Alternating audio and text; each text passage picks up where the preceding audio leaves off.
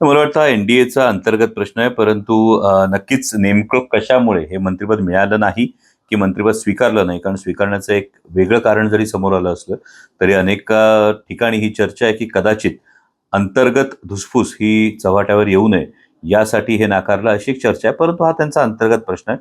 त्याही पलीकडे जाऊन एक नक्की ही गोष्ट, ही बाब त्या सर्व नेत्यांच्या ध्यानात आली असेल, की आदरणीय पवार साहेबांचा हात डोक्यावर असताना दिल्लीतलं वजन आणि तो हात निघाल्यानंतरचं परिस्थिती ही नक्कीच त्यांना कळून चुकली असेल. वडेट्टीवारांनी असा दावा केलाय की शरद पवार गटातनं म्हणजे राष्ट्रवादी काँग्रेस फुटीनंतर आणि शिवसेना फुटीनंतर जे 40 आमदार गेलेले आहेत ते पुन्हा परत येतील महिनाभरात. तर हा परत येण्याची त्यांची धडपड ही होणं स्वाभाविक आहे. ते परत येतील यापेक्षा महत्त्वाचं त्यांना परत घेतील का? हा महत्त्वाचा प्रश्न आहे. कारण जर लोकसभा निवडणुकीचा पॅटर्न जर बघितला, तर महाराष्ट्रातल्या तब्बल 150 ते 155 विधानसभा मतदारसंघांमध्ये महाविकास आघाडी ही पुढे आहे.